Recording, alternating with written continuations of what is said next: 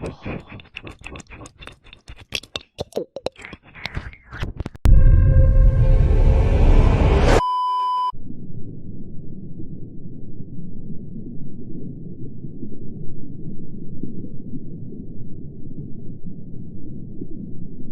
isn't this just fantastic? Captain's Log, Subdates 220218.3. In preparation of a busy weekend playing video games, I've relocated to the briefing room so that I can play Pokemon and watch half a planet detonate. Good times. Now if someone can do me a solid and get the replicators up and running, I can make myself some Romulan ale. Welcome everyone to This Week at Twitter, or Twat. Now if in the background you hear lots of wind, I am very sorry in advance. The reason why, well, yeah, no, we have a little bit of a, breeze going on here at the moment. It's causing quite the stir. So today we're going to start with Tipster. Bro, this response got me dying, Lamau, because somebody had to declare that they were unsubscribing. Bro, I'm sorry, but I thought this channel was talking about things that actually matter. Sorry man, but I've been skipping over your streams and vids. I gotta unsubscribe after this title. The title of the video in question is These Wings of Redemption Allegations Are Insane, and more. As far as what is going on concerning Wings of Redemption goes, I'm not going to discuss it in this video. It's a bit strange, and I'd rather not. But the comment, this desire, this need, this compulsion to declare that you're unsubscribing because you think that what commentaries channels talk about actually matters, or should be what actually matters, is comical for two reasons. One, the declaration. The second one being that you think that we as commentary channels say things that matter? We're tiny. We don't make much change. All we can do is try and influence one or two people to understand or see things from our perspective, or report on things that are happening online that would not be discussed in the mainstream. But I guess the funnier part really is that somebody replied,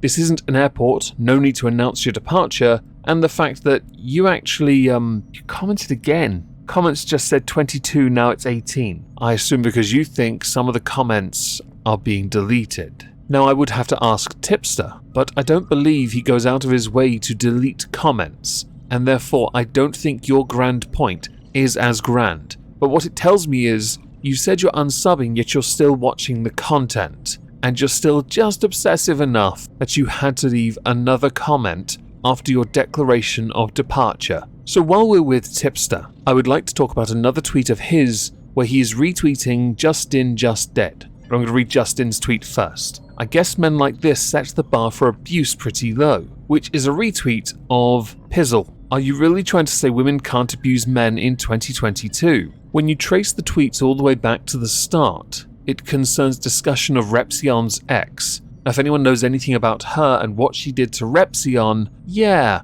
she's not a good person. So when Justin says, I guess men like this set the bar for abuse pretty low, what he's doing is making men look like absolute chumps. Like they can't speak up on the issue, which is something that Tipster himself has said in the reply. Men like you are the reason that men who do experience abuse don't speak up. It's a really important issue, and as much as you're trying to be edgy on Twitter, Justin, it is not being edgy at all. You are denigrating a legitimate struggle, and you've downplayed it because, what, you're a Maya simp? In fact, none of your interactions with anyone made any sense, other than you are in fact a simp. How embarrassing. Also, when you say women are essentially too weak and fragile to be a threat, is that your inner sexism showing, Justin? So next we're going to talk about Susu, and I know we spoke about her last week because I found it amusing that she still posted to a site she was willing to criticize. There is nothing wrong with, of course, criticizing a site you use, but again, it was just amusing. Well, fun fact, I referenced in that video her best of 2021 video. Susu. Hi YouTube, it's your best pal Susu.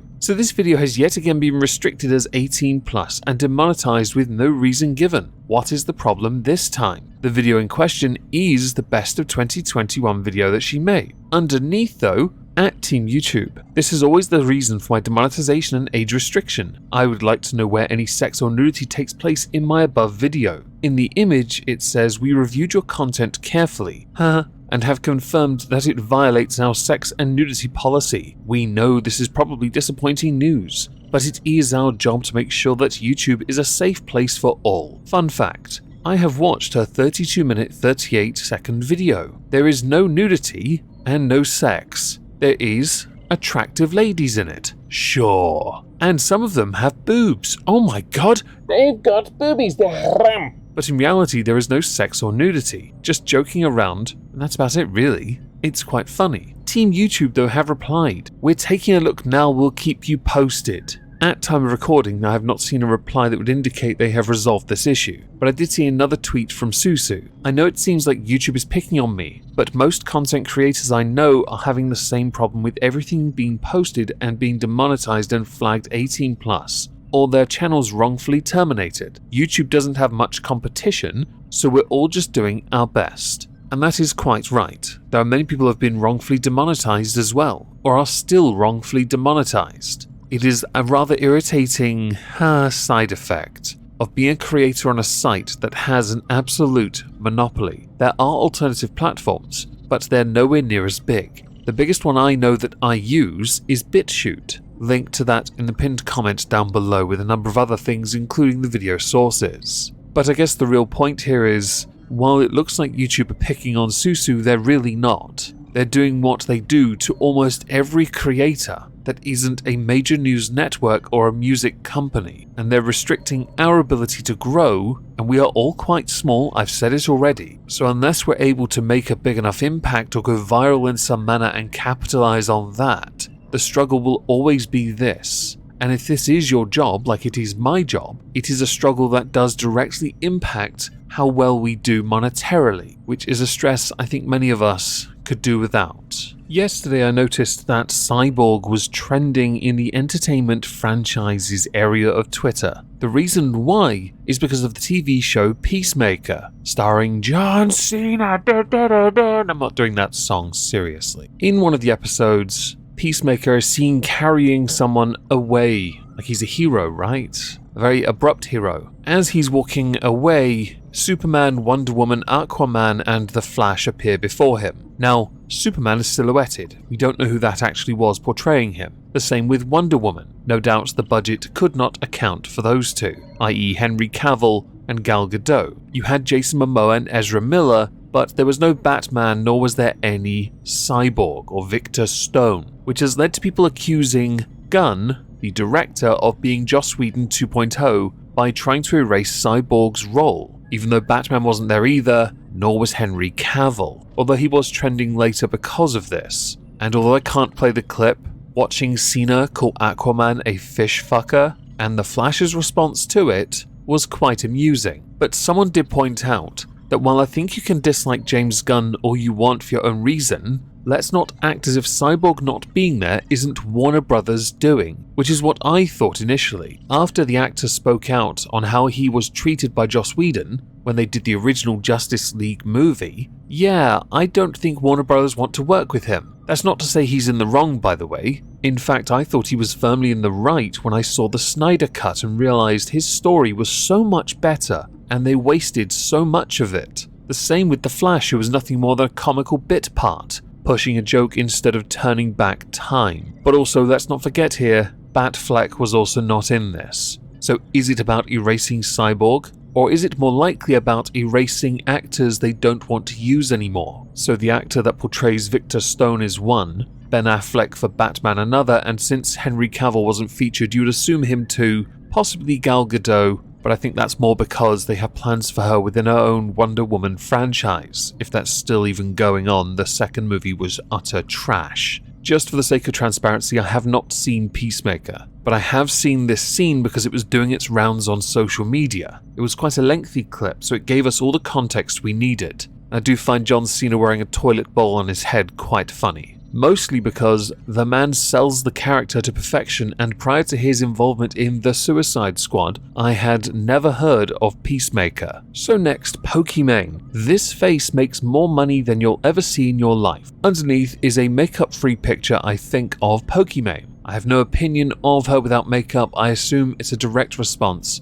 to the quartering and others that have commented that she wears several inches of makeup. My only criticism of Pokimane is she has one facial expression, but that's not because of makeup. Oh, and the whole wanting Twitch for kids, I think that sets some rather dangerous precedent perhaps. Keemstar, quote retweeted 2 out of 10, and thus begun a rather interesting series of events concerning defamation dead trim pubic noodlehead, who on Instagram has decided to take this and obviously run with the same one picture of Keemstar over and over again. Keemstar bullies Pokimane, but is still too scared to take off his hat in public. This man has been literally obsessively tweeting about her like she owes him something. Hashtag Keemstar, hashtag Pokimane, hashtag Def Noodles. Now to go back to Keemstar's tweet, because I can't be asked with Def Noodles, he just doesn't listen. Keemstar, quote retweeting someone else who said grown-ass man with wife and kids rating women's looks as a job to pay off his rent. This is what Chronically Online looks like, and this is just sad ATP. Keem, 1. No wife. 2. Rent. I own all 4 of my homes. 3. Why would you assume I was rating anyone's looks? That's sexist and misogyny. 4. My dad could beat up your dad. Danny, stop bullying Pokimane. I just reported every single one of the haters in this thread, including you, Keem. Consider this a merciful warning. Underneath is an image of how many reports this person has filed. Over 600. This is nuts. By the way, I tend to agree with Keem here. You just publicly admitted to false flagging on Twitter, because that's what it is. Under the guise of it being hate, but hate is nebulous. And also, really? Come on. Tell me you're a simp for Pokimane without telling me you're a simp.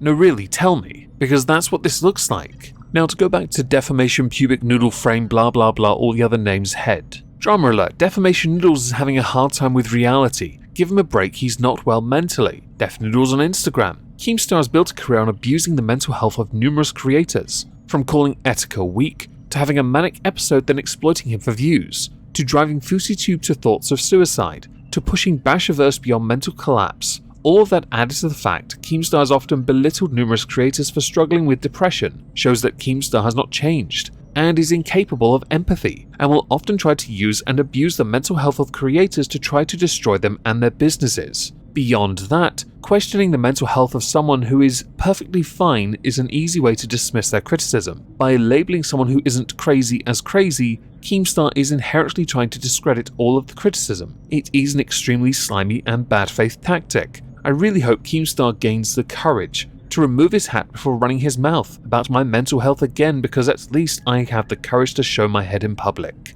There's a few things here. Firstly, you need a mirror for some of the comments you've made. Hypocrisy, thy name is Dennis after all. Second, when it comes to responding to criticism, you are the pro at dismissing it, which means you are a hypocrite. Because let's not forget here, when it comes to criticism, you have us all blocked. No doubt you have him blocked on Instagram, so he can't even reply to you or see your posts. But you happily will post about him obsessively, which is somewhat ironic for some of the comments you've made in this. You belittle someone because they have less follicles on their head than you, yet you talk about belittling in your very post. It's ironic, but unironically done. The amount of fallacies is astonishing. Bad faith and you are just like, you're one. Can you cope better, perhaps? Now to finish on this one, my favourite response was Count Honkula. This face makes more money than you'll ever see in your life. That is the face of someone with a veiny Pringle tube cock and a massive set of balls. A communist sex machine.